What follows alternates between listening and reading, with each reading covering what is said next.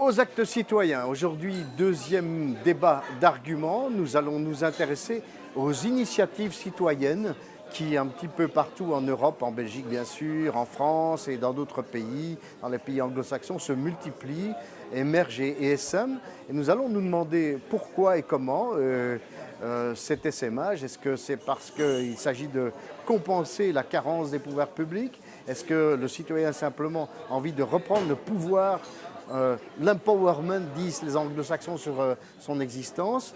Est-ce que c'est un peu les deux? Est-ce que tout simplement nous n'assistons pas au fond à une grande interrogation sur le renouvellement du processus démocratique? Ben voilà, c'est ce que nous allons voir avec aujourd'hui quelques représentants de la société civile, forum des citoyens et également élus pour l'un d'entre eux. Deuxième débat, argument aux actes citoyens. Aux actes citoyens, c'est le thème que nous avons choisi pour notre deuxième débat argument, un web débat qui est tourné au bar du matin à Forêt ce samedi. J'ai le plaisir d'accueillir autour de la table les représentants des différentes initiatives citoyennes qui vont se présenter et en même temps présenter leurs activités, leurs projets. Mais je voudrais évoquer d'abord, à titre de symbole, ce qui se passe en ce moment en Turquie sur la place Taksim, où on a vu un chorégraphe pendant 5 heures se tenir debout en fixant l'image du grand Turc, enfin d'Atatürk, ceci pour défendre la position de la citoyenneté et même de la laïcité en Turquie. Et je trouve que cette image est extrêmement symbolique de ce que vous êtes également, des citoyens debout. Pour la circonstance, nous sommes assis autour de la table, mais la symbolique est forte quand même. Voilà, c'est sur cette image qu'on démarre et je vais me tourner d'abord vers Isabelle Emery, qui, au passage, je le signale, est députée fédérale du PS, mais qui va surtout s'exprimer ici au nom de l'initiative collective qui vient d'être lancée par son parti, mais pas que pour ce parti, les citoyens engagés. Les citoyens engagés, donc je me présente en 2 mots. Donc, je suis une militante du Parti socialiste depuis 88. Et donc, voilà, vous l'avez dit, là maintenant, je fais de la politique plus activement puisque je suis parlementaire au niveau fédéral. Et l'initiative Citoyens engagés est un mouvement qui concerne tous les progressistes, mais on va dire animé plutôt par les militants, les sections bien sûr, et les élus. Donc je suis au cœur en tout cas de la dynamique de l'opération, mais qui, je le répète, est une opération qui s'engage vis-à-vis de tous les progressistes et qui accueille tous les progressistes dans ce débat qui vient de s'ouvrir. Voilà, je ne sais pas si à ce stade j'en dis plus, j'explique l'initiative. On aura sans doute l'occasion de revenir sur le pourquoi et le comment, voilà, justement de cette initiative, parce qu'on peut effectivement s'interroger sur les perspectives que nous connaissons tous à l'horizon 2014 d'élections, etc., fédérales, oui, européennes et autres. Peut-être rajouter voilà, que c'est une initiative qui est prise aussi dans le cadre des mouvements de 2014, mais que cette initiative, ce type d'initiative est régulière donc, dans mon parti. On a eu Citoyens engagés, mais on a eu il y a quelques années les ateliers du progrès. Donc je pense que c'est une remise en lumière de nos valeurs à l'échelle des mouvements de société permanentes, si je peux m'exprimer ainsi, au niveau du PS. En tout cas, on voit qu'un parti comme le PS, mais également en Flandre, des équivalents, s'intéresse aux phénomènes qui soulèvent la citoyenneté et donc qui ne sont pas du tout indifférents à cette mouvance que représente aussi ici autour de la table Philippe Grosjean, qui est là au nom du Forum permanent de la société civile européenne, voilà, et qui, je pense, sera au cœur de l'actualité dans une semaine avec une déclaration assez importante, Philippe. Oui. Le Forum est une initiative qui a été prise en 1995 et qui a pour but, 2 ans après que la citoyenneté européenne ait été promulguée par le traité de Maastricht, de faire expliquer aux citoyens la signification et les droits et surtout les obligations que comporte cette citoyenneté qui a été donnée et qui n'a pas été réclamée. Enfin, on ne va pas s'étendre là-dessus. La citoyenneté européenne est un cadeau qui a été fait comme ça sans que les gens ne se rendent compte très bien de ce que c'était. Bon, notre objectif, c'est cela, faire comprendre aux citoyens européens ce que c'est et ce qu'implique la citoyenneté européenne. On peut rappeler que nous sommes en 2013, en principe, dans l'année de la citoyenneté européenne. Tout à fait. Alors, le projet auquel vous avez fait référence, je ne sais pas si on aura l'occasion d'en parler plus longuement, si je le présente maintenant, oui ? En 2 mots. En 2 mots quand même. Vous vous souvenez qu'il y a eu en décembre 2001 une déclaration de Laken des États membres. Et ils ont dit, ne faudrait-il pas nous poser les questions suivantes, et il y a eu une série de questions. Et puis on a confié à Giscard d'Estaing et à la Convention dont il était président le soin d'apporter des propositions de réponse aux questions que les États membres avaient posées. Eh bien, nous voulons recommencer la même chose à Laken, samedi prochain, mais ce sont les citoyens, ou des citoyens, on ne peut pas dire comment, des citoyens qui vont poser une série de questions et qui... nous allons discuter samedi, non pas des réponses aux questions, mais les questions sont-elles pertinentes? Faut-il les modifier? Sont-elles bien formulées? Questions que nous allons soumettre à qui? À ceux qui vont se présenter aux élections européennes de 2014. D'accord. Voilà. D'ici décembre, la déclaration devrait être traduite en différentes langues et pourront être utilisées par les citoyens européens, par devers l'Union, pour interpeller ceux qui se présentent aux élections, pour dire que répondez-vous à cette question-là? Que répondez-vous à cette question-là? Et surtout, êtes-vous prêt à utiliser du pouvoir dont vous disposez, j'ai oublié l'article du traité de Lisbonne, d'obliger la convocation d'une convention constituante pour examiner ces questions. D'accord. Alors vous venez de prononcer le mot pouvoir, Philippe. En ce moment, depuis quelques années, nous entendons beaucoup dans le monde anglo-saxon, notamment un mot qui est quasiment équivalent, c'est l'empowerment, qu'on pourrait traduire peut-être improprement par l'empouvoirment, l'emparement du pouvoir par le citoyen. Et nous avons aussi au bout de la table 2 représentants d'un collectif citoyen, d'initiative en tout cas qui est parti de France, je crois, qui a essaimé maintenant vers la Belgique, peut-être bien vers les Pays-Bas, je crois que ça continue. Voilà. Nous avons René Vifquin et Michel Sermac, qui est le jeune porte-parole du mouvement, et qui vont l'un et l'autre peut-être nous en toucher quelques mots. Voilà. René ? Oui. Donc en fait, moi, je suis un citoyen engagé déjà de longue date aussi, puisque ma carrière de citoyen engagé a débuté en 1975.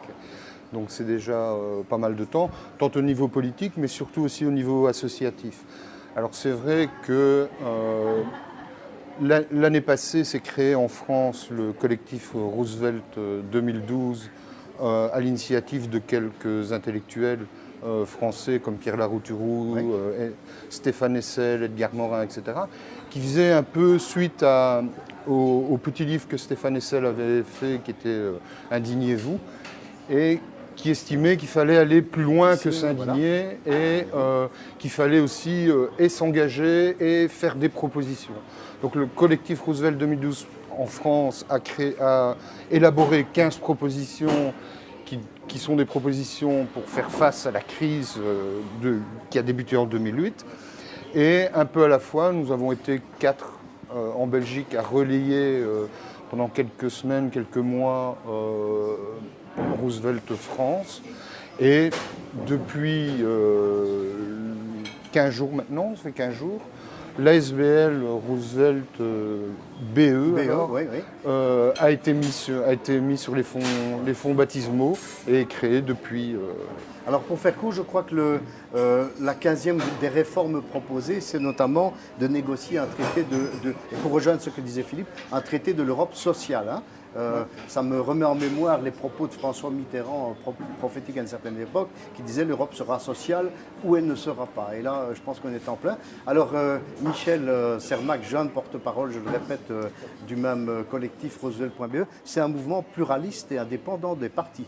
Ah oui, c'est même ce qu'il définit fondamentalement, et à mon sens, c'est vraiment son originalité principale, c'est d'être un mouvement qui ne se définit pas sur une idéologie, sur un discours, sur des grands principes, mais dont le point de convergence, c'est ces 15 propositions.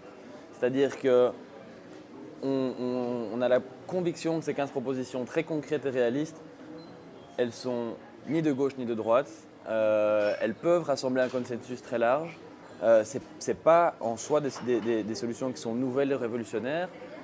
Certaines, on en parle depuis 15 ans, la taxe sur les transactions financières par exemple, ça fait longtemps qu'elle est en débat dans la société. Aujourd'hui, le message, c'est qu'il y a urgence pour les appliquer et on croit sincèrement qu'on peut rassembler une masse critique de citoyens autour de ces solutions, justement en dépassant les clivages classiques, en dépassant la logique de pilier, la logique partisane, et en rassemblant vraiment non seulement tous les horizons politiques, mais également des citoyens qui ne se sont jamais engagés dans quoi que ce soit auparavant et qui simplement sont convaincus sur le plan intellectuel par la faisabilité et l'urgence de ces mesures. D'accord. Tous les horizons politiques, Philippe va intervenir, mais juste une petite question. Ce sont donc essentiellement des solutions d'ordre économique ou d'ordre également, par exemple, écologique, environnemental ou... Économique, social, fiscal, environnemental. Enfin, c'est vraiment un package cohérent qui permet, pour le dire de façon vraiment très simplifiée, de combler le déficit, notamment des budgets publics, sans avoir recours à l'austérité, de créer de l'emploi sans compter sur la croissance qui n'est plus là et qui ne reviendra pas de sitôt, en tout cas pas suffisamment pour créer de l'emploi. Voilà, c'est vraiment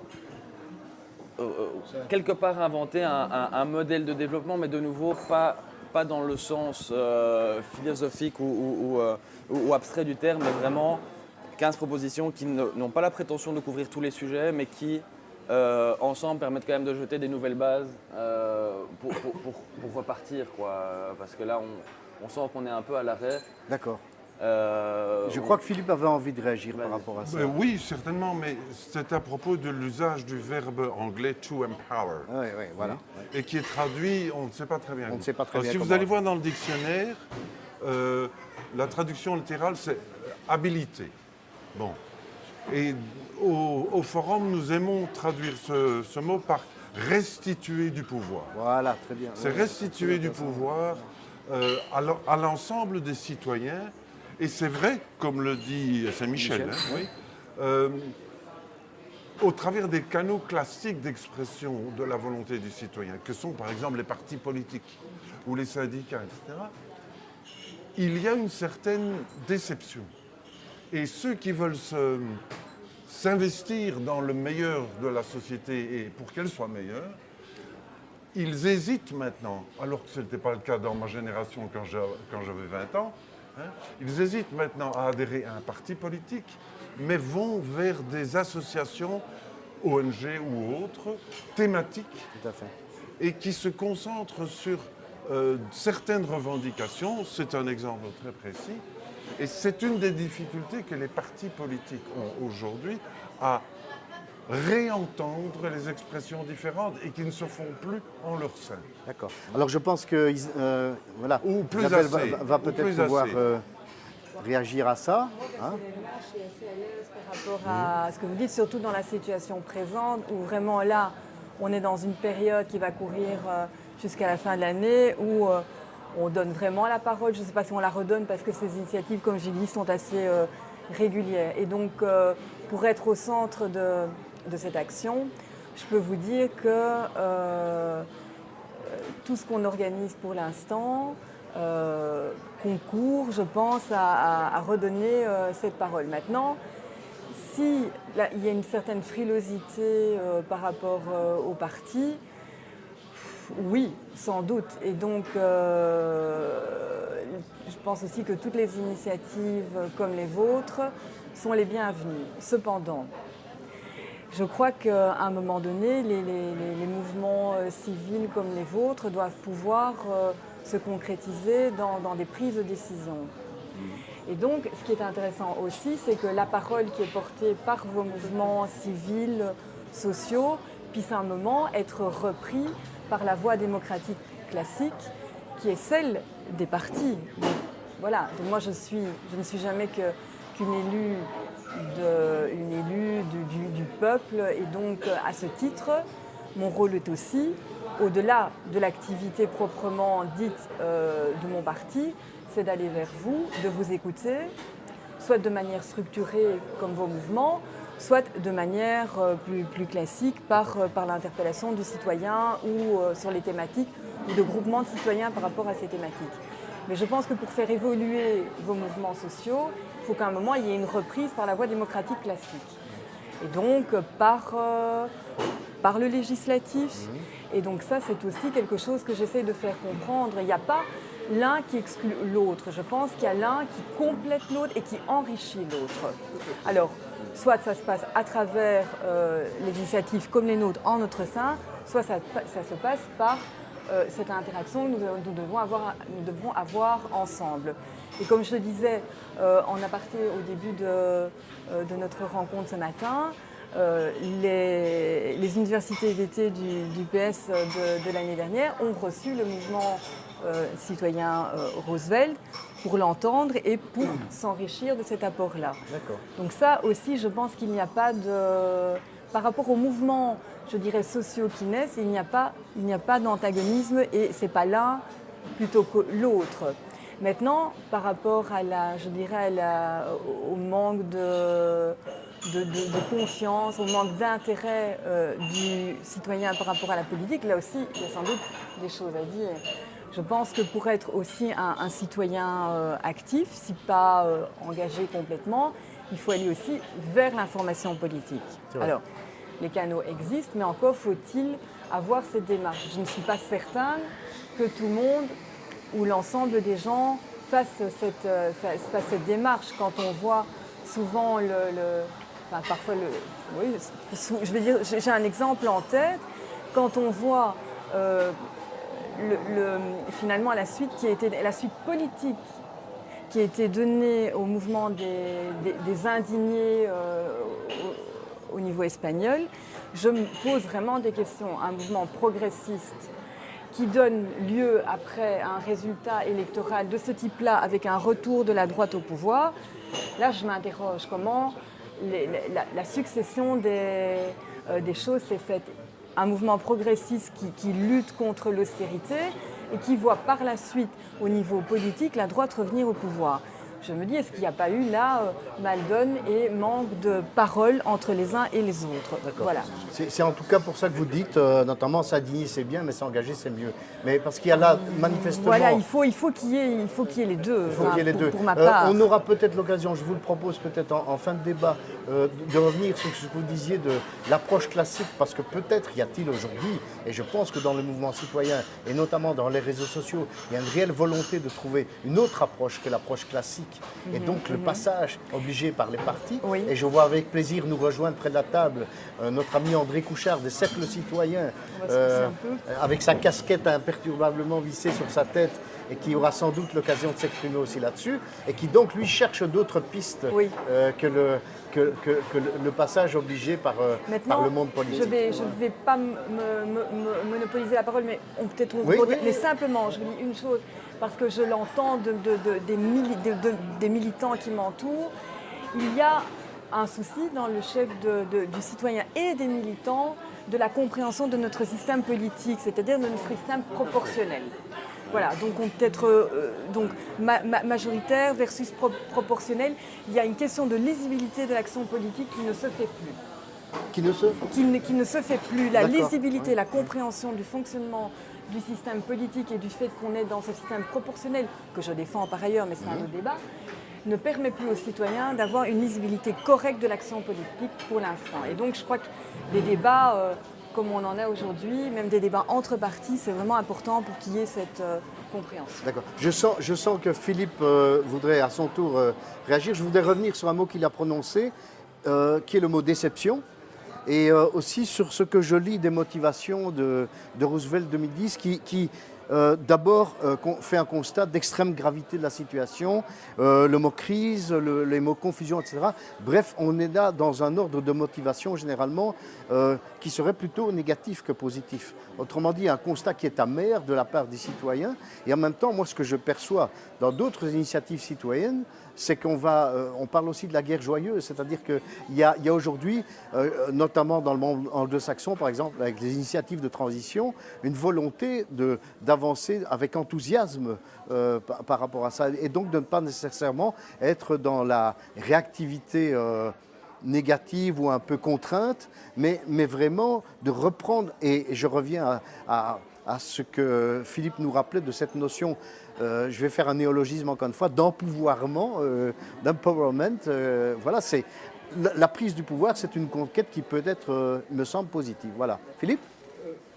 Oui. Et puis je donnerai peut-être l'occasion à André aussi d'intervenir. Le précédent a pu paraître une critique des partis, ce n'en est pas. Hein? Non, d'accord. Si ça n'a pas été pris comme ça, tant mieux. Mais ce que je voudrais dire et mettre en évidence, c'est le fait que dans la société, il y a deux obligations majeures. De la part de la société civile, organisée ou non organisée, il y a le devoir d'exprimer la nuance de toutes les opinions qu'il y a sur une problématique donnée. Dans le chef des représentants élus et donc des partis, il y a le devoir de trancher. Quand ils ont entendu toutes les opinions, qu'ils les ont analysées, ils doivent trancher parce que c'est à eux qu'on a confié l'obligation de décider. Jusqu'à preuve du contraire. Le peuple est souverain et le peuple souverain a élu des représentants à la Chambre et au Sénat en leur disant « il vous appartient de prendre les décisions pour nous gouverner ». Mais vous devez nous entendre. Et nous avons l'obligation de faire apparaître toute la panoplie des avis qu'il y a sur nous. Et donc ce sont deux rôles tout à fait différents. Ce que je voulais mettre en évidence, c'est que ceux qui sont investis du pouvoir de décider ont été habitués pendant 40 ans, et ça correspond à toute ma vie de militant, ils ont été habitués pendant 40 ans à dire votez, foutez-nous la paix pendant 5 ans et laissez-nous. Hein? Et maintenant, il y a de plus en plus de gens qui disent écoute, non, on t'a élu, mais maintenant tu vas régulièrement venir nous dire pourquoi tu as décidé comme ça. Revenir. Personnellement. Quoi donc Bon. que ce feedback se retourne. Feedback permanent. C'est bien, mais c'est vrai que C'est très bien. Voilà. c'est pas dans très les bien. habitudes quand même. Je vous jure que Voilà, dans les années donc, 70 et 80, mais c'est vrai que moi j'ai commencé ma carrière un peu plus j'étais tard, dans la mais- trentaine et la quarantaine. Dans le cas de Roosevelt, Roosevelt BE ou Roosevelt France, c'est en fait ce qu'on veut être. C'est vrai qu'on fait un constat au départ. C'est-à-dire qu'il y a une analyse qui a été faite pour créer ces 15 propositions. Et ce que Roosevelt veut faire, c'est d'être, si vous voulez, l'aiguille qui pique les fesses des hommes politiques, quoi. On ne veut pas, à la limite, remplacer des hommes et des femmes politiques. Elle emporte toujours sur le plan grammatique. C'est un peu ça, quoi. Et que les 15 propositions ne viennent pas de nulle part, quoi, hein. Elles viennent effectivement d'un constat. Et d'un constat qui est qu'on est dans une situation qui est beaucoup plus grave que ce qu'on peut imaginer. Et qu'on est dans une situation où, à la limite, où on fait quelque chose, où on retourne vers la barbarie. D'accord. Et enfin, quand on voit, il y a tous les problèmes financiers, etc. Mais il y a un des problèmes qui est encore plus marquant, c'est tout ce qui est sur le dérangement climatique et tout ce qui est aussi sur le nombre de personnes qu'il y a sur la planète, etc. Et la consommation et les ressources qui, un peu à la fois, s'épuisent. Oui. Quoi. Et qu'allons-nous devenir quand il n'y aura plus de pétrole, quand il n'y aura plus de phosphate, quand il n'y aura plus d'aluminium, etc., etc. Donc il y a toute une série de points qui sont défendus dans les 15 propositions qui partent d'un constat. Quoi. Okay. Et quand on regarde actuellement où va la société européenne, elle est en train de se replier sur elle-même. Oui. Quand on voit Aube Dorée en Grèce, quand on voit la Hongrie, quand on voit que Marine Le Pen fait 40%, etc., en tant que progressiste, je ne peux pas être insensible à ça. Quoi. Tout à fait.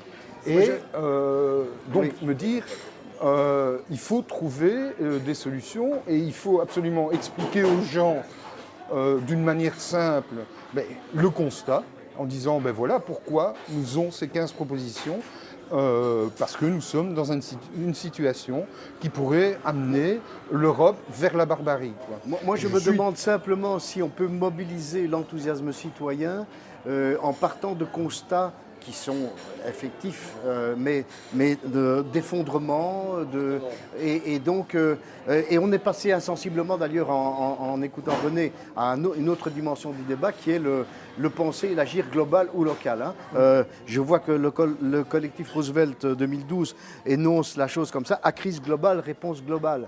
Je sens aussi, je voudrais faire intervenir mon ami André qui arrive d'une commune du Brabant wallon, du Hainaut, où on a lancé, Braine-le-Comte, où on a par exemple lancé une initiative locale de financement alternatif, de monnaie alternative, qui s'appelle le Minuto. Et donc là aussi, il y a un grand débat concrètement pour susciter les enthousiasmes, outre la réflexion globale qu'on doit avoir, mais les choses commencent là où on vit et là où on a un environnement à prendre en main. André, qu'est-ce que tu en penses ? C'est-à-dire qu'effectivement, moi je suis d'abord parti d'un combat global aussi. Et je suis assez rapidement arrivé rapidement, il m'a fallu quand même quelques années, à la constatation que même si effectivement il faut réfléchir aux enjeux environnementaux, sociaux et économiques et aux grandes difficultés que ça représente, je suis assez pessimiste sur la possibilité de résoudre ces difficultés-là à l'échelle globale et à commencer à l'échelle européenne, puisque c'est à mon avis là qu'il faut commencer.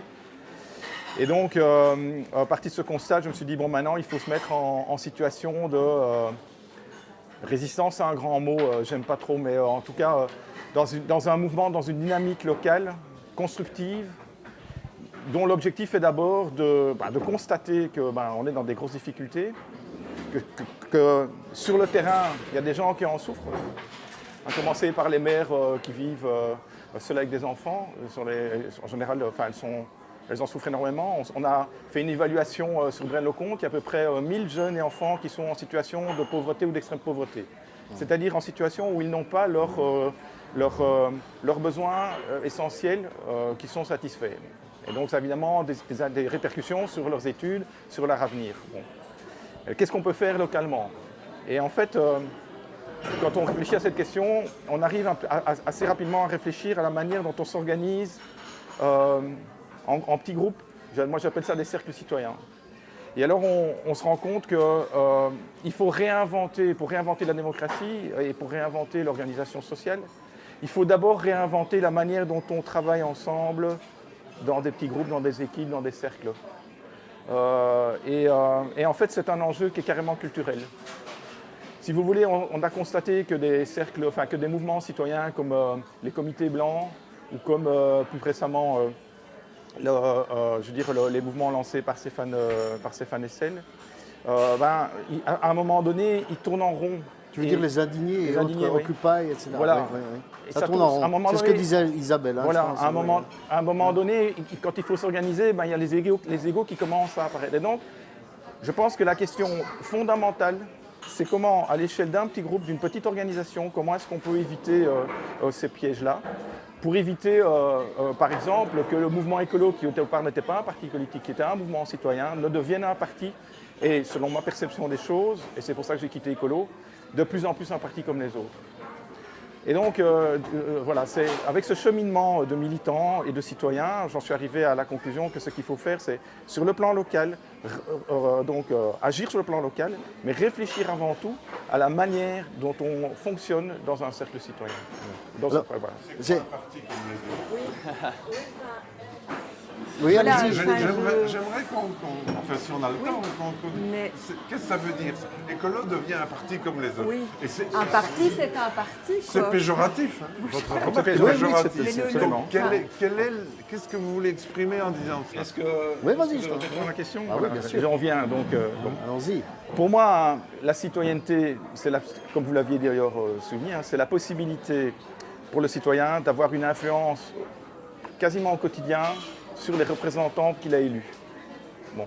Ça veut dire quoi? Ça veut dire que très concrètement, quand des gens qui sont leaders d'un parti, je ne vais pas dire à la tête d'un parti, je les trouve pas, je vais dire leader, c'est pour moi un signe plus positif. Quand ils vont négocier leur participation, qu'est-ce qui peut nous garantir que leurs intérêts personnels ou leur volonté personnelle puissent être compensés par les militants? Et, chez Écolo, il y a eu des tentatives de réaliser des programmes politiques sur base Je précise qu'on n'est pas ici pour régler les comptes de l'un ou l'autre parti, justement. bah, hein. voilà. C'est la Moi, notion je suis- même de parti qui est interrogée. très probablement, voilà. Effectivement, oui, oui. En tant que citoyen, je suis aussi proche de gens qui sont, d'hommes politiques et de femmes politiques de tous les bords, bien sûr des partis politiques et démocratiques. Mais qu'est-ce qui empêche donc la question, c'est toujours la question de l'ego. À un moment de l'ego, à un moment donné, on est très très rapidement supplanté par des désirs inconscients et des besoins inconscients qui sont des besoins de l'ego. Et je pense que tant qu'on n'a pas la possibilité pour les militants directement d'intervenir pour avoir une influence sur la décision de participer ou non à un programme, à un gouvernement ou à des décisions, eh bien pour moi, on rate quelque chose sur le plan démocratique. Et en fait, ce qu'il faut, à mon avis, pouvoir faire, c'est à long terme, parce que ça ne va pas se faire en 2 ans ou en 3 ans, je n'y crois même pas en 10 ans, c'est permettre aux citoyens de vraiment avoir plus d'influence sur ce type de décision-là. Voilà. Moi, maintenant, quand je vois des hommes politiques qui s'expriment, je vois surtout des égos bien dimensionnés, si pas surdimensionnés, malgré toutes toute la bonne volonté qu'il y a derrière. Hein. Je considère que Elio Di Rupo, par exemple, et d'autres grandes personnalités politiques, je parle d'Elio Di Rupo parce que j'ai une personnalité secrétaire, c'est quelqu'un de bien fondamentalement. Je crois que au fond lui-même, c'est quelqu'un qui vient d'un milieu d'ouvriers et qui a un idéal. Et de temps en temps, on l'entend cet idéal s'exprimer de nouveau. Mais très rapidement, il y a l'homme de communication et l'homme politique qui prend le dessus. Oui, Voilà. Proportionnel. Voilà. Et donc, c'est une remise en Bon, question, mais effectivement, de la représentativité. C'est vrai que pour l'instant, mais, nous avons un système classique et nous fonctionnons, comme le dit Isabelle, dans la représentation proportionnelle et on n'a pas encore réinventé. Ce que j'observe, et je voudrais reparler ici, je l'évoquais tout à l'heure, dans le monde anglo-saxon par exemple, ce qu'on observe sur le terrain, pour revenir à cette dimension du terrain, et par rapport à des questions globales, comme le disait René, donc qui nous interpellent comme le changement climatique, le pic pétrolier, etc. Nous avons vu par exemple naître les initiatives de transition. Ce sont des choses qui se sont faites concrètement sur un plan local, en rassemblant tous les gens qui étaient intéressés de faire des circuits courts, par exemple, de production, de consommation, etc. Et surtout, d'être eux-mêmes en charge pour eux-mêmes et leurs enfants et leur avenir, de leur environnement et de la résilience de cet environnement. Voilà. Et c'est seulement après qu'ils sont allés trouver leurs représentants politiques locaux ou régionaux, en leur disant, voilà ce qu'on a fait. Si ça vous intéresse, bienvenue à bord, mais si ça ne vous intéresse pas, on fait quand même, quoi. Voilà, je vois que tout le monde veut intervenir en Non, même temps. c'est les Pardon jardins, les jardins communautaires, Oui. les jardins, les potagers urbains, Oui, oui, les oui. potagers communautaires, etc. Ce sont toutes des initiatives qui doivent exister. Et effectivement, René, moi j'ai fait des potagers solidaires, mais je me suis rendu compte aussi que chaque fois on est ramené à son précaré parce que justement c'est des petites tomates et des petites carottes, etc. Ouais. C'est pas grave mais quoi. on ne peut pas évacuer le fait qu'il faut aussi agir globalement, quoi. Oui, Parce absolument. que réglera pas le problème de l'injustice fiscale et du chômage à l'échelle purement locale. Il y a des solutions qui doivent être nationales, européennes et globales. C'est l'essentiel. Et je voudrais en profiter pour revenir sur le constat tout à l'heure qui effectivement était plutôt un constat alarmant et négatif. Mais ça, c'est la première partie de notre discours, c'est plus grave que ce qu'on vous dit. L'autre partie, c'est mais on peut s'en sortir. Et là, c'est un discours fondamentalement positif. On parlait tout à l'heure du lien avec le politique et de la nécessité du système démocratique classique pour traduire les aspirations, les propositions en décisions politiques concrètes. C'est par hasard. Le mouvement Roosevelt, c'est dans le titre. Roosevelt, c'est un politicien, c'est un président. Et c'est là un message qui est central pour nous. C'est redonner confiance en l'action politique, redonner confiance en l'action collective. Parce que l'exemple de Roosevelt le montre, le politique peut prendre des décisions fortes. Quelque chose qu'on voit surtout dans un système proportionnel comme on a en Belgique, quelque chose qu'on ne voit plus quand même depuis quelques décennies. On n'est plus habitué à ça. On a vu au début de la semaine un G8, les plus grands dirigeants de la planète qui sont quand même censés être des gens qui ont du pouvoir. Ils se disent on va s'attaquer aux paradis fiscaux, c'était un des 3 grands thèmes du G8. Et puis qu'est-ce qui en sort ? Du déclaratif, des intentions qui seront balayées en 5 minutes par les multinationales qui continueront à éviter l'impôt et à payer 0% d'impôt en Belgique. Le président de l'Assemblée va donner la parole à Madame la députée, là, Isabelle, qui prend des notes et qui a envie de réagir.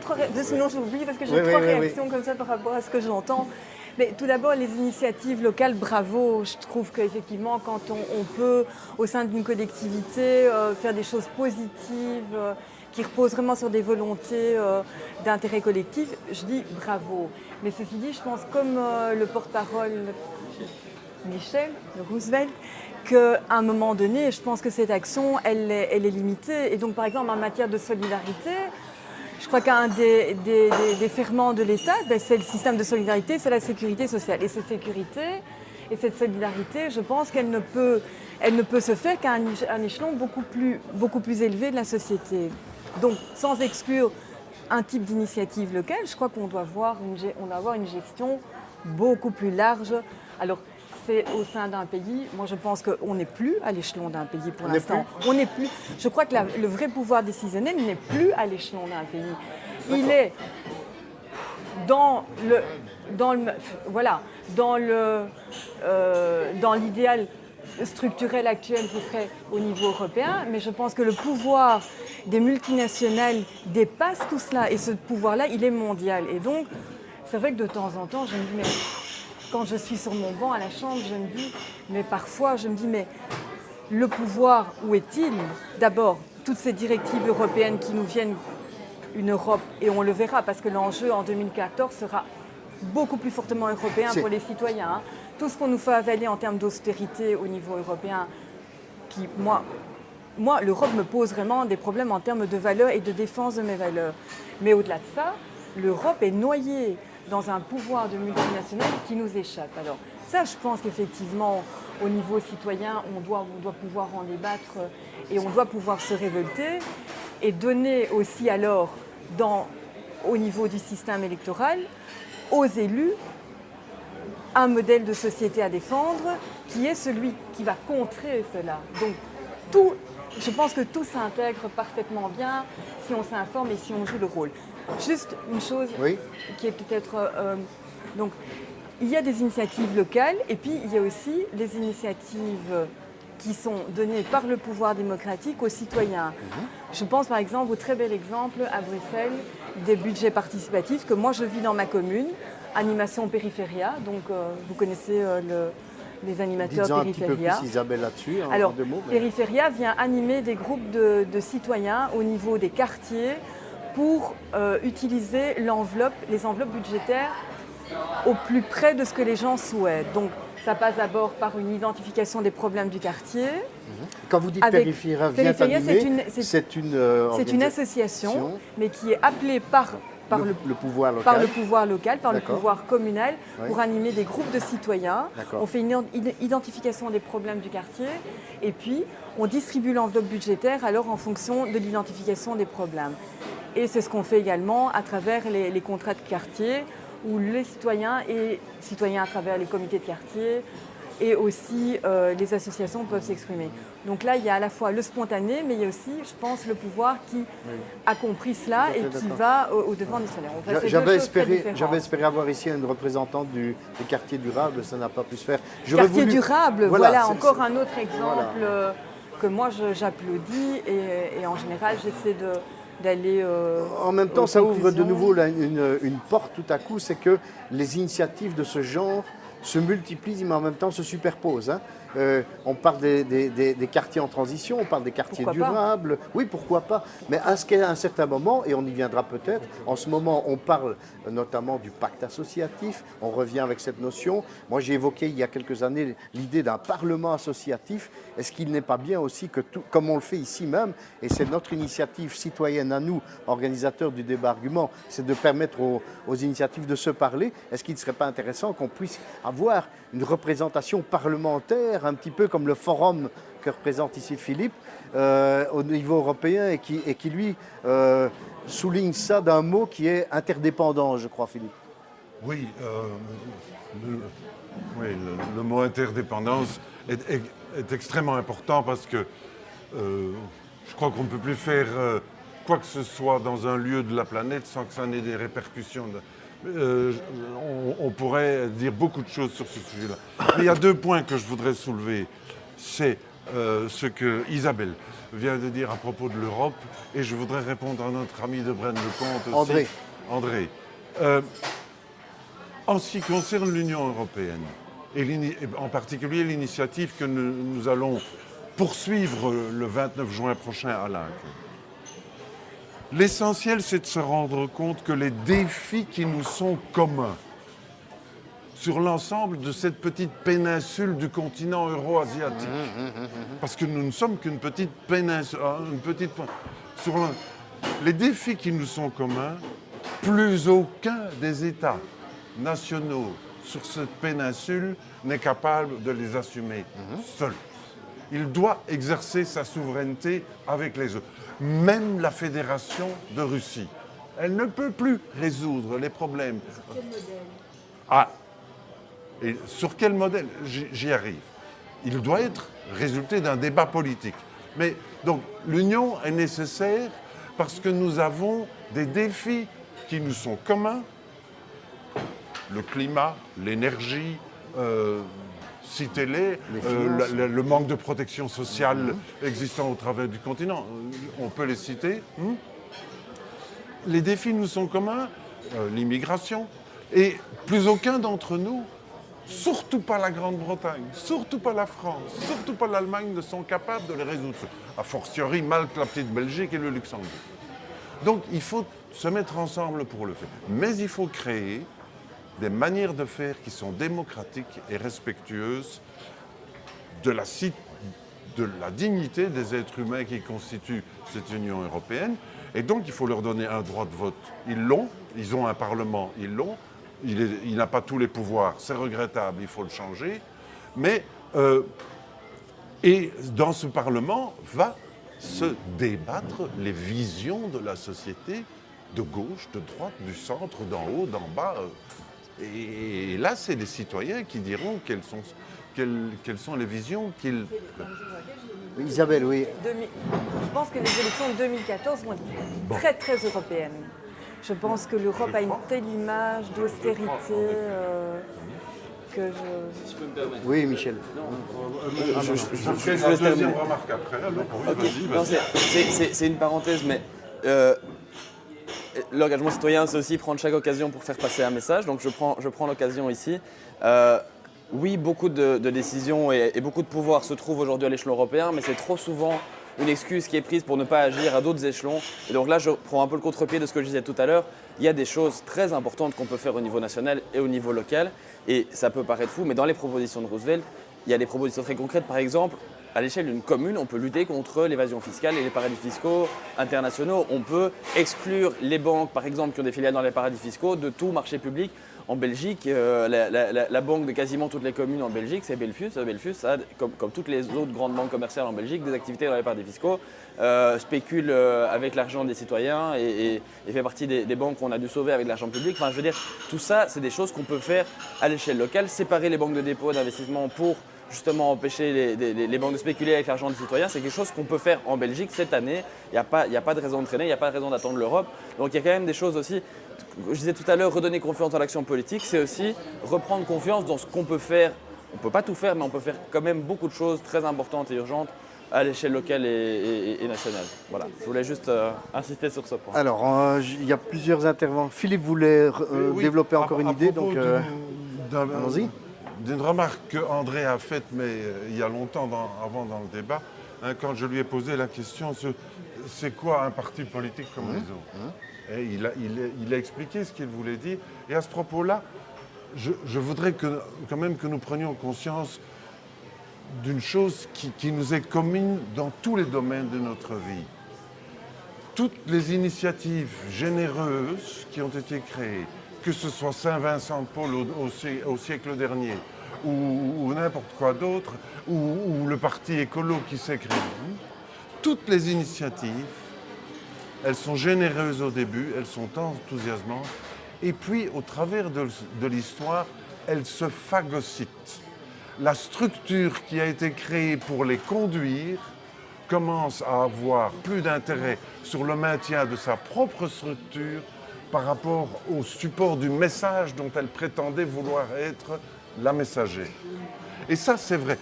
Prenez un club de football, vous avez un jeune président dans une commune, Rixensart ou ailleurs, qui dit « il faut que les jeunes puissent faire du sport ». Et il est enthousiaste, il crée un comité, il y a un conseil d'administration. 20 ans après, le président est toujours là. Et il veut faire que le club continue parce que lui est président et qu'il a envie de conserver. Donc c'est quelque chose qui est une tentation dans toutes les idées généreuses que les êtres humains ont. Et donc quand on dit qu'il faut que c'est un parti comme les autres, si nous ne sommes pas contents de la manière dont un parti fonctionne, c'est à l'intérieur du parti qu'il faut dire attention, nous perdons nos valeurs. Attention. Et si on le fait à l'extérieur, je crois qu'on ne fait pas ce qu'il faut faire pour tout ça. J'ai l'impression qu'on questionne là la notion de pouvoir, mais je voudrais vous lire 2-3 lignes simplement qui étaient dans un dossier sur les penseurs qui comptent aujourd'hui. Il y a une pensée qui s'exprime sous l'étiquette de républicanisme et qui est représentée par un Irlandais qui s'appelle Philippe Petit, qui dit « Encore faut-il que les autorités restent sous le contrôle des citoyens par le biais de ce qu'il appelle des forums de contestation qui convoquent les élus et les obligent à expliquer leurs décisions. » Isabelle, qu'est-ce que vous en pensez? Moi, je pense que la sanction ultime, extrême pour un politique, c'est l'élection. Je ne vais pas remettre en cause notre système démocratique qui est celui-là. Lorsque nous ne sommes pas contents d'un élu, et d'ailleurs, le système d'élection a évolué en ce sens, puisque la case de tête a perdu 50% de son effet. Donc l'influence des partis sur le classement des candidats sur les listes est moindre qu'avant. Donc on peut très très bien sanctionner l'élu en ne le réalisant pas. Oui, mais la sanction c'est plus tard. Mais comme le disait Philippe, plus tard, pendant 5 ans on ne peut pas, Écoutez, ou 4 moi ans, j'ai l'impression de vivre des élections chaque année. Oui. Donc c'est parce qu'on a regroupé les 3 élections, mais je dois dire que j'ai quand même été depuis 20 ans un certain nombre de fois sur la sellette où je vais bien sûr m'expliquer. On peut dire que c'est la période électorale, mais je crois qu'un élu aussi, doit s'exprimer en dehors des campagnes électorales. Et donc pour ma part, moi j'ai une newsletter tous les mois que j'envoie, j'ai un site, on peut Effectivement, qui est m'interpeller fort bien fait d'ailleurs. tout le temps. Il doit pas seulement Voilà, s'exprimer, donc il doit moi rendre c'est compte Rendre compte. mais rendre de compte, l'usage c'est qu'il fait du communiquer. pouvoir. C'est communiquer et je suis en tout cas réceptive à toutes les interpellations qu'on me fait. Mais on m'en fait pas beaucoup finalement. Je trouve que l'électeur est assez passif parce que moi quand j'ai peu de réactions à ma newsletter, j'ai peu de commentaires sur mon site et donc moi parfois je suis un petit peu déçue aussi C'est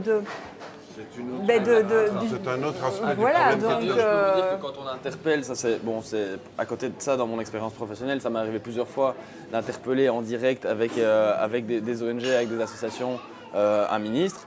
On n'est pas dans un dialogue, on n'est pas, la plupart du temps, on a l'impression d'être face à un mur, quelqu'un qui vient avec son discours écrit par ses communicants et qui n'est pas là pour entendre ce que la société civile a à dire et qui n'est pas là pour rendre des comptes.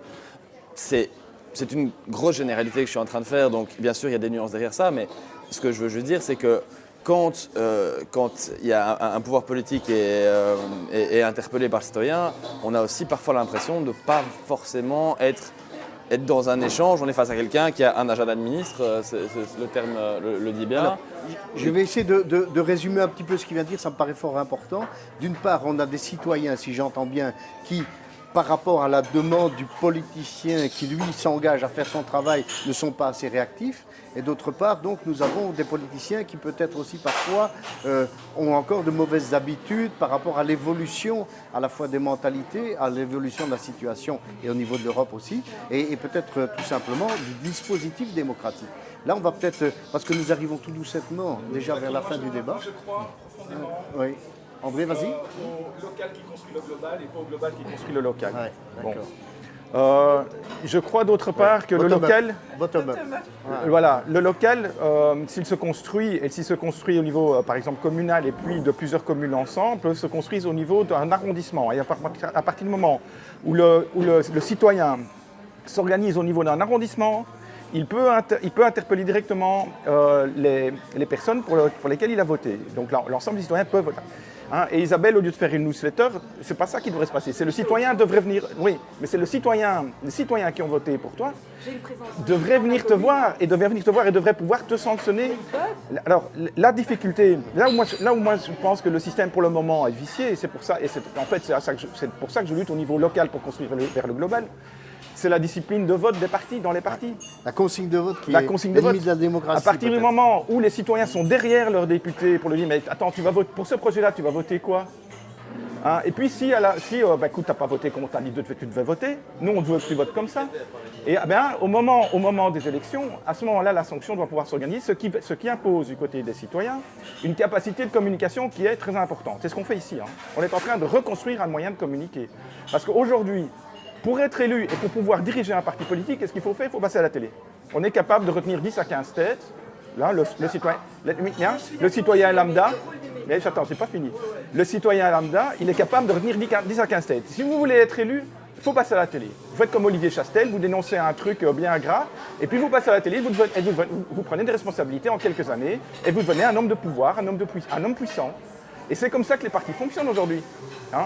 Et comment les médias, Voilà. Je pose la question, comment les médias Exactement. font aussi Et donc, les vedettes c'est le politiques. rôle du citoyen de se C'est pas évident, hein, C'est le rôle du citoyen de se réapproprier le pouvoir qui en principe est le sien et qui pour le moment qu'il n'exerce pas simplement. Oui, Hein, Isabelle veut. sous l'influence des médias. Je ne vais pas réagir surtout, mais sur le rôle des médias Ouais. comme parlementaires. Si le rôle des médias par rapport aux parlementaires se résume à ce que j'ai vu dans le vif la semaine dernière, c'est-à-dire le bilan des questions orales, écrites, etc., je trouve ça nul. Oui. Vous savez, il y a des parlementaires qui posent des questions, des centaines de questions écrites statistiques et qui font monter leur niveau d'activité. Ouais. Alors si c'est ça, la médiatisation d'un parlementaire, je dis, mais c'est nul. Et par rapport aux citoyens, il n'y a aucune information correcte du travail parlementaire. Parce que ça aussi, c'est un problème. Et c'est le donc, rôle d'argument, de l'initiative comme argument, qui est une initiative citoyenne, franchement, qui est de se dire... merci de le dire, c'est très gentil. Mais oui, c'est une initiative citoyenne Ben, dont je la l'objectif, salue également. voilà, dont l'objectif est d'essayer de se réapproprier une partie de cet énorme magot de puissance du quatrième pouvoir qu'est les médias. Et là, les citoyens, de nouveau, doivent se réapproprier cet outil-là. Et Internet, à mon avis, Internet est certainement une des solutions qui permettent de se réapproprier ce pouvoir. Mais Il faut partir vers le local et vers le global et faire pression sur nos représentants, etc. Mais en fait, c'est pas nouveau, quoi. Hein.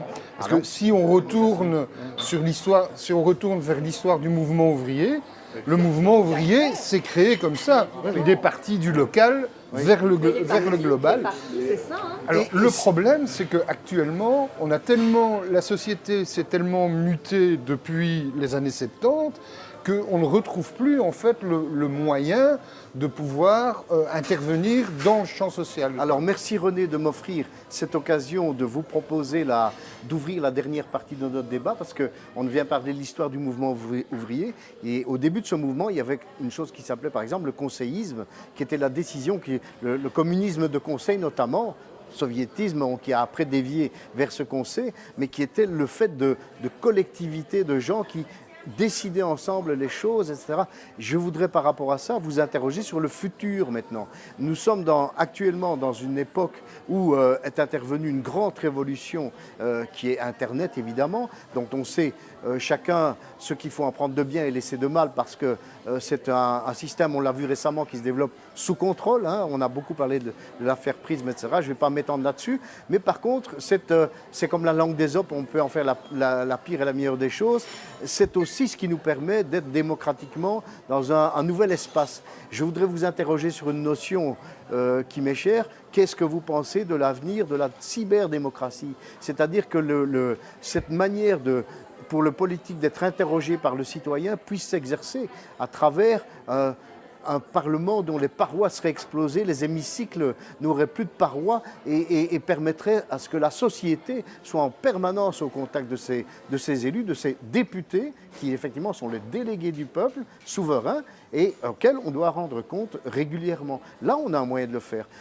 Juste un petit exemple là-dessus, le parti Pirate, je crois, a dégommé récemment, en ayant mis en place des structures de démocratie liquide, de décision donc collective à l'intérieur de toute son organisation. Il a dégommé son conseil central tout simplement parce qu'on était en train de partir vers le club de football dont parlait Philippe tout à l'heure, avec des gens qui finalement s'arrogeaient l'exercice du pouvoir. Voilà. Et qu'est-ce que vous en pensez? Est-ce que demain, vous imaginez un modèle où on va re-questionner de nouveau la particratie, par exemple, et pour mettre progressivement une autre façon d'organiser la relation politique? Ah, Je suis assez d'accord moi, avec ça. Isabelle. Il faut que ça reste de l'ordre Pourquoi ça de resterait la classique praticabilité. On est dans un monde finalement où les modèles changent tout le temps. Hein. Même les banques s'effondrent. oui, Je veux dire, même les États s'effondrent. Oui, et pourquoi un parti ne s'effondre-t-il pas? Pourquoi le système partisan ne s'effondre? On pourrait imaginer à terme un grand réseau de contacts où on peut effectivement avoir des vidéoconférences où chacun peut intervenir, etc. à partir de... Mais c'est un beau rêve. Et moi, je pense aussi qu'il y a moyen de faire des sondages via Internet, etc.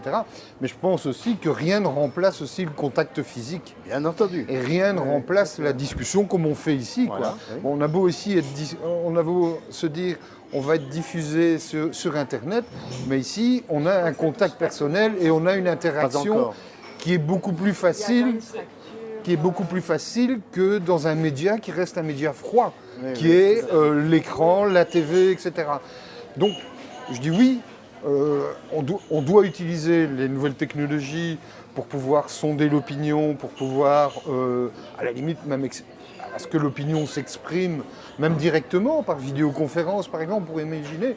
Mais rien ne remplacera non plus le contact direct entre les gens, quoi, et l'interaction entre les gens. Moi, je pense.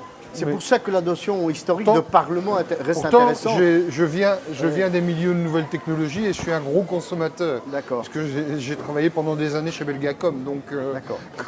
Bon. Mais Philippe voudrait réagir par rapport à ça. Philippe Mais moi, je trouve que ta question pose une autre question qui est qui constitue un chapiteau. Quels sont les services publics qui devraient être créés aujourd'hui? Et je pense que, au niveau certainement d'un continent comme l'Europe, si pas au niveau nous, Internet devrait être, l'infrastructure Internet devrait être un service public géré par le pouvoir public et contrôlé par la population. Et alors que pour Alors- l'instant, c'est l'inverse. Mais oui, hein, Hélas. je suis, vous savez, moi je suis convaincu que les services publics nécessaires à une certaine époque ne sont pas ceux qui étaient nécessaires à une D'accord. autre époque. Lorsqu'on a fait le service public de l'enseignement, c'est parce qu'il n'y avait que les riches et les catholiques qui pouvaient aller à l'école. Et donc, le mouvement de gauche progressiste a organisé l'école pour tout le monde. Hein. Même chose pour le chemin de fer. Le téléphone, hein, c'était le chemin de fer et le téléphone, c'était des outils qui... Bon, l'État a fait en sorte que ce devienne un service qui soit mis à la disposition de tout le monde à des conditions de coût. Aujourd'hui, ça ne me dérange plus que le téléphone soit privatisé parce qu'il répondra toujours, il y a toujours quelqu'un qui répondra aux besoins, tandis qu'avant, on ne répondait pas aux besoins de l'enseignement. Par contre, ce qui est essentiel aujourd'hui, c'est que Internet soit mis à la disposition de tout le monde, non pas gratuitement, mais dans le budget de nos impôts, que ce soit un service qui soit financé par nos impôts, que tout le monde ait accès, qu'un ordinateur, de la même manière qu'on a un crayon, un ordinateur devrait être un outil que tout citoyen a. Parce qu'on donc il y a une autre vision de ce qui doit être fait au niveau de la justice sociale. Et c'est une visite nouvelle qu'il faut faire de ce qui doit être mis à la disposition de tout le monde et donc géré par le pouvoir public, contrôlé démocratiquement par le citoyen, et ce qui peut être remis aux acteurs privés parce qu'eux ont intérêt à ce que tout le monde l'ait. En tout cas, c'est me semble-t-il, là qu'on a une possibilité technique d'établir de vrais circuits courts entre le peuple, le citoyen de base, et puis ses représentants. Évitant que le citoyen de base, par cette nouvelle technologie, soit coupé de l'information. Donc moi, je suis aussi d'accord d'évoluer vers plus de virtualité. Oui. Mais je crois qu'effectivement que le contact physique, parce que je dis que j'ai une newsletter, mais c'est vrai que le week-end, je suis extrêmement présente auprès des citoyens de ma commune, parce que c'est là aussi que je crois que l'interactivité doit pouvoir se faire. Maintenant, sur les services publics, il faut quand même bien dire qu'on vit dans un modèle de société où on a dépouillé les services publics, on a privatisé, on a réduit les effectifs publics. Et quand on dit que l'enseignement, que ça ne dérangerait pas que l'enseignement ou que les chemins de fer sortent complètement de cet esprit public, moi je dis casse-cou parce que quand on voit, oui, la privatisation, c'est on augmente les tarifs, on ne dessert plus les lignes de campagne, voilà, donc on dégraisse les choses. Donc moi je dis effectivement il faut étendre sans doute les services publics à la fracture numérique, mais de là à laisser certaines choses totalement au privé, ben certainement pas. Quand on a vu, heureusement que Van Delanotte est intervenu pour limiter le prix, et je crois que c'est encore très cher, des télécoms pour les ménages, mais c'est pas une solution, franchement. En ce qui concerne l'utilisation d'Internet, Ah ben, pardon, on va pas tous parler ensemble. ouais, pour la transparence dans la démocratie, je pense que je suis moi qui suis aussi un des pionniers d'Internet, premier cybercafé en 96, puis toute ma carrière professionnelle, entrepreneur dans l'Internet, je veux dire, notamment dans l'infrastructure Internet, en tant que PME, donc c'est un domaine que je connais et sur lequel j'ai pu avoir quand même quelques expériences. J'ai fait l'expérience justement de cette démocratie Liquide ou participative voilà, en liquide, tout cas. participative, virtuelle. Eh bien, j'en suis revenu. Ah. Ouais. Je pense qu'il n'y a rien de tel que de se retrouver pour discuter ensemble. Alors évidemment, quand on doit aller jusqu'à Arlon pour aller discuter, quand on habite dans le Hainaut, c'est pas toujours facile. C'est pour ça que je pense au local qui va vers le global aussi. Mais là, je rejoins Madame la députée. Effectivement, le physique est vraiment très important. La rencontre physique est très très importante. L'outil Internet est un outil et il peut effectivement apporter, faciliter les choses. Mais je pense que le débat doit se faire ensemble, autour de la table, dans moi, ce que j'appelle les cercles citoyens. Voilà, je crois qu'il faut faire attention. D'abord aussi, il y a un tas de gens qui n'ont pas du tout envie de cet outil-là. Hein.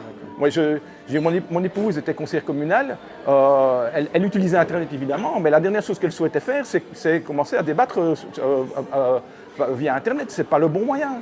La communication, la relation personnelle, elle est fondamentale. En démocratie, c'est essentiel. Donc moi, je dirais, la démocratie peut certainement utiliser l'Internet comme un outil, notamment un outil de communication, c'est ce qu'on fait ici, mais ça ne peut pas être le cœur de la démocratie. Bon, ça, c'est mon avis. Alors le débat va malheureusement devoir se terminer au niveau des images, mais nous allons pouvoir le continuer. J'en suis désolé, parce que même si on n'est pas à la télévision, on est quand même un peu tenu par la durée, et surtout par le fait qu'Isabelle, qui a eu la gentillesse d'être parmi nous aujourd'hui, un apéro citoyen, c'est magnifique, et ce sera un beau mot de la fin. Je voudrais simplement vous dire une petite chose en guise de réflexion pour conclure. Sachez qu'aujourd'hui, donc nous sommes le 22 juin, c'est la journée mondiale des géonautes. Alors, des géonautes, c'est-à-dire celui qui navigue sur sa planète. Et il y a un monsieur qui s'appelle Pierre Catelin qui a écrit sur le site des géonautes une petite phrase que j'ai envie de citer pour nous aider à réfléchir. C'est « Chaque terrien est une goutte d'eau dans l'océan de l'humanité. Maintenant, rassemblons-nous et faisons des vagues. » Voilà, allons faire des vagues. Merci à vous.